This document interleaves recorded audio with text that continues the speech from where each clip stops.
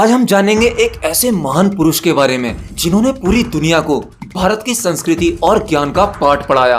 जी हाँ, बिल्कुल सही समझे, मैं बात कर रहा हूँ स्वामी विवेकानंद जी की।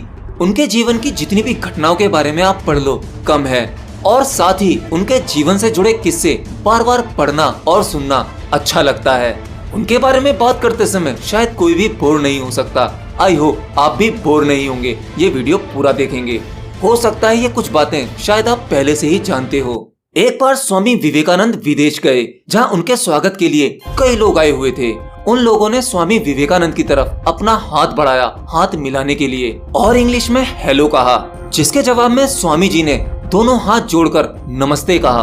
अब ऐसे में उन लोगों को लगा कि शायद स्वामी जी को इंग्लिश नहीं आती है, तो उन लोगों में से एक आदमी ने हिंदी में पूछा कि आप कैसे हैं स्वामी जी।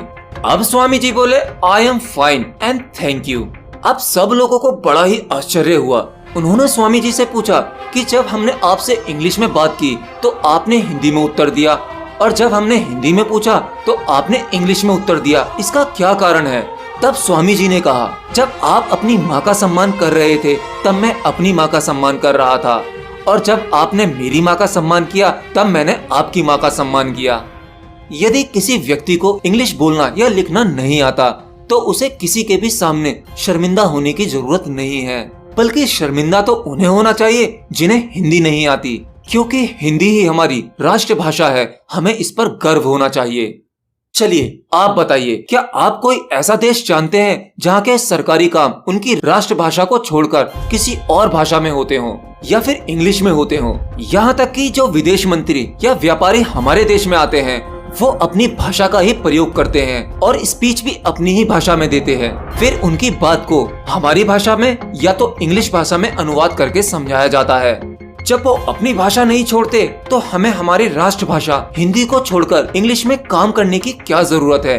एक दूसरी घटना, एक बार जब स्वामी विवेकानंद जी विदेश गए तो उनका भगवा वस्त्र और पगड़ी देखकर लोगों ने पूछा, आपका बाकी सामान कहाँ है? स्वामी जी बोले, बस यही सामान है।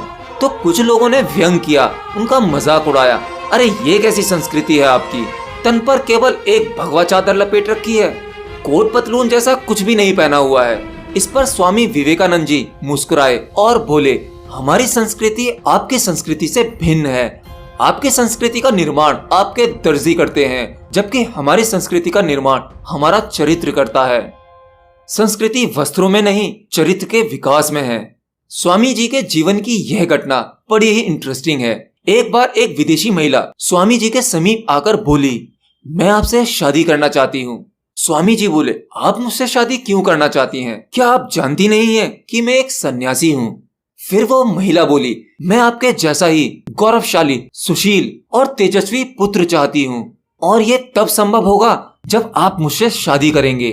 फिर विवेकानंद बोले, हमारी शादी तो संभव नहीं है, परंतु हाँ, एक उपाय जरूर है। औरत ने झट से कहा, क्या?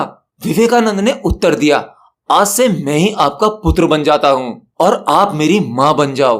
आपको मेरे रूप में मेरे ही जैसा एक बेटा मिल जाएगा।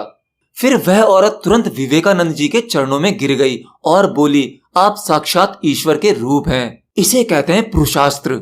जाते जाते एक घटना की बात और करता हूँ। एक बार स्वामी विवेकानंद जी अमेरिका में एक सम्मेलन में भाग ले रहे थे। सम्मेलन के बाद कुछ पत्रकारों ने उनसे भारत की नदियों के बारे में एक प्रश्न पूछा। पत्रकार ने पूछा, स्वामी जी आपके देश में किस नदी का जल सबसे अच्छा है? स्वामी जी का उत्तर था, यमुना का जल सभी नदियों के जल से अच्छा है। फिर पत्रकार ने पूछा, स्वामी जी आपके देशवासी तो बोलते हैं कि गंगा का जल सबसे अच्छा है, तो फिर जानते हो स्वामी जी का क्या उत्तर था? कौन कहता है गंगा नदी है?